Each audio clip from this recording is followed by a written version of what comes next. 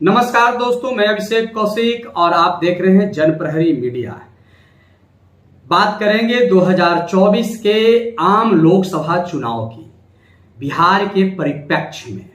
जी हां, 2024 में बिहार किस परिस्थिति में हो सकता है, बिहार किसको कितना सीटें देगा, किसके झोली में कितना लोकसभा की सीट डालेगा, क्या परिस्थितियां बन रही है, क्या परिस्थिति बन सकती है और क्या परिणाम हो सकता है, इन सारी चीजों पर चर्चा करेंगे। लेकिन उससे पहले हम आपको समझने के लिए 2014 के आम लोकसभा चुनाव की तरफ ले जाना चाहता हूं। जी हां, 2014 के आम चुनाव में एक तरफ पूरे देश में मोदी का लहर था, पूरा देश मोदी में था और मोदी गुजरात मॉडल को लेकर, गुजरात की समृद्धि को लेकर, गुजरात के विकास को लेकर पूरे देश में घूम रहे थे और लोगों के विश्वास आस्था प्राप्त करने का प्रयास कर रहे थे। इलेक्शन का परिणाम आता है और पूरे देश के आम वोटर्स एक बार मोदी में विश्वास कर बैठता है और बहुमत की सरकार बन जाती है। 2014 में बिहार की स्थिति थी कि बिहार में बीजेपी, आरएलएसपी उपेंद्र कुशवाहा के और रामविलास पार्टी की लोजपा, ये तीन पार्टी आपस में गठबंधन करके 2014 के आम चुनाव लड़ रहे थे, जिसमें 22 सीट बीजेपी को मिला, 6 सीट लोजपा और 3 सीट 100% जो है परफॉर्मेंस उपेंद्र कुशवाहा की पार्टी से रही। 3 सीट इन्हें मिला था, तीनों के तीनों सीट जीत गए। कुल मिलाकर एनडीए को 31 सीट मिला। हम थोड़ा सा चलते हैं विपक्ष की तरफ। उस समय कुछ दिन पहले नीतीश कुमार बीजेपी के साथ मिलकर बिहार के मुख्यमंत्री थे, लेकिन जैसे ही भारतीय जनता पार्टी ने नरेंद्र मोदी को प्रधानमंत्री के रूप में प्रमोट किया, यहां दिमाग खिसक गया नीतीश जी का और नरेंद्र मोदी के थाली खींच लिए। जी हां, आप सबको यह प्रकरण पता है, हम उस पर चर्चा ज्यादा नहीं करेंगे, उस तरफ डाइवर्ट होना नहीं चाहते हैं। लेकिन अब यह समझिए कि नीतीश कुमार उस समय विपक्ष में चले गए, नरेंद्र मोदी के खिलाफ चुनाव लड़े, बहुत गांधी मैदान में बम भी फटा था, इस सब भी बात आपको पता ही है, उसका भी बेनिफिट्स बीजेपी को मिला। मात्र नीतीश कुमार 2 सीट 2014 के लोकसभा के इलेक्शन में नीतीश कुमार को मात्र 2 सीट मिला और 2 seat Congress, 4 seat RJD, 1 seat NCP. बात को समझिए, फिर से एक बार समझिए कि भाजपा से अलग होकर नीतीश कुमार लोकसभा चुनाव 14 लड़े तो उनको सिर्फ 2 सीट मिला, 2 सीट मिली थी और कांग्रेस को भी 2, राजद को 4, एनसीपी को 1, यानी कुल 9 सीट। अब चलिए आप 2019 के आम चुनाव में। 2019 के आम चुनाव में नीतीश कुमार एक बार पलटी मार दिए भ्रष्टाचार के नाम पर। लेकिन राजनीति की विडंबना देखिए, जो नीतीश कुमार लगातार 17 वर्षों तक जंगल राज के हवाला देकर, जंगल राज के प्रतिकार करके लगातार 17 वर्षों तक मुख्यमंत्री बने रहे, उसी जंगल राज के साथ एक बार 14 में चले गए और मोदी का विरोध किया। परिणाम आपके सामने हमने अभी रखा है।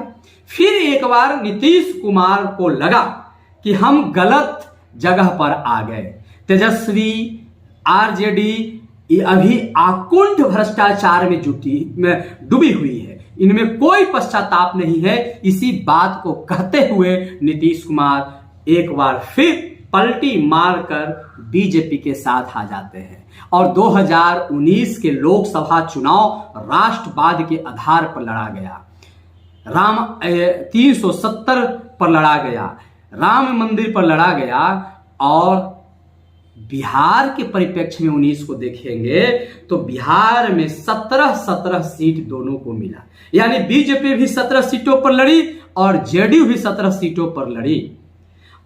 रामविलास जी साथ में ही थे। 6 सीट रामविलास जी को दिया गया और जेडीयू 17 में एक लूज कर गई, 16 सीट पर जीत हासिल। और जो जेडीयू लूज की वही 19 में आरजेडी 1 सीट जीत पाई। 1 सीट की हैसियत आरजेडी की रही 2019 के इलेक्शन में। कांग्रेस बिहार से गायब, लुप्त हो गए। अब बात को समझिए, 14 में मोदी की लहर जब थी तो बिहार 31 सीट एनडीए के पक्ष में दिया। दूसरे बार 19 में 39 सीट 39 आउट ऑफ 40 एनडीए को दिया। ये जो स्थितियां बन रही है 2024, उसमें देखिए क्या है, बीजेपी और बीजेपी के सहयोगी रामविलास, यानी अब रामविलास जी नहीं रहे, उनका उत्तराधिकारी, वोट का भी उत्तराधिकारी, पार्टी का भी उत्तराधिकारी चिराग पासवान मजबूती के साथ है। स्वघोषित उत्तराधिकारी पासवान जी के भ्राता पारस जी भी अभी बीजेपी के साथ हैं, यानी यह मजबूती के साथ है। उसके बाद जीतन राम मांझी, उपेंद्र कुशवाहा जी इधर उधर भटकते हुए एक फिर से भाजपा के साथ आ गए। तो उपेंद्र कुशवाहा की जो ताकत है, आपको बताते चले कि पूरे बिहार में अगर जाति के आधार पर वोटों को देखें तो पहला नंबर पर यादव है और दूसरे नंबर पर यदि कोई बड़ी जाति है वह है कुशवाहा जाति। तो कुशवाहा, हमको लगता है, या जो फीडबैक मिल रहा है, जो सोर्स है, उस सोर्स से पता चल रहा है कि इस बार कुशवाहा का जो मूड है लोकसभा इलेक्शन में वो बीजेपी की तरफ है, बिहार के कुशवाहा। क्योंकि सम्राट चौधरी हो सकता है मुख्यमंत्री बनाया जाए, कुशवाहा समाज से आते हैं। उपेंद्र कुशवाहा भी उनके कुशवाहा समाज के बड़े नेता माने जाते हैं आज के समय में, तो वह भी चले गए हैं।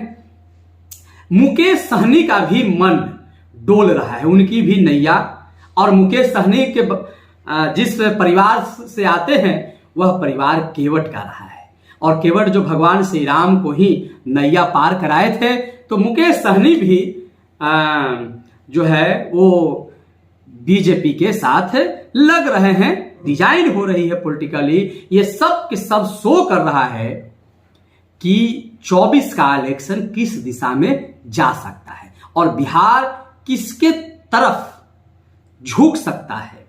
दूसरी तरफ अभी एकता बनाने के प्रयास जारी हैं। नीतीश कुमार उमंग के साथ, उत्साह के साथ एकता बना रहे हैं, लेकिन विपक्षी एकता के जो सहयोगी हैं, मजबूत सहयोगी, उनमें कोई उमंग और उत्साह नहीं दिख रहा है। ऐसा लग रहा है कि जोर जबरदस्ती से उन्हें खींच के पकड़ के उस एकता में बैठाने का प्रयास किया जा रहा है। फिलहाल मैं अपनी पूर्व अवधारणा आप पर नहीं लागू करूंगा, न आपको सौंपूंगा। आप खुद राजनीतिक रूप से इतने समझदार हैं, इतने सजग हैं, इतने प्रबुद्ध हैं कि आप खुद समझ रहे होंगे कि इलेक्शन की जो स्थिति होती है वह राज्य की स्तर पर अलग होती है, उसकी जो चुनौती होती है वो राज्य की स्तर पर अलग होती है और राष्ट्र की अलग स्तर पर अलग होती है। तो राष्ट्र के जो मुद्दे होते हैं वो अलग होते हैं, राज्य की जो मुद्दे हैं वो अलग होते हैं, और व्यक्ति जो वोटर्स होता है वह राष्ट्र के स्तर पर, राष्ट्र के मौलिक प्रश्नों पर वोट करते हैं। तो इन सारी परिप्रेक्ष्य में हम बात कर रहे हैं। हम आगे आपको फिर एक एक सीट पर बात करेंगे कि कैसे बिहार के 40 सीटों पर कहां क्या परिस्थितियां बन रही है, किस जाति का क्या वोटर है, वोट की स्थिति है, और कौन से वर्तमान में जो सिटिंग एमपी हैं उनकी धर्म संकट क्या है, जो इस नए जो स्वरूप बना है गठबंधन का। तो फिलहाल वक्त हो गया है विदा होने का। हमारा यह एनालिसिस आपको कैसा लगा, आप अपने राय मशवरा, अपनी प्रतिक्रिया कमेंट बॉक्स में जरूर दीजिएगा। आप सबको सादर प्रणाम। जय हिंद।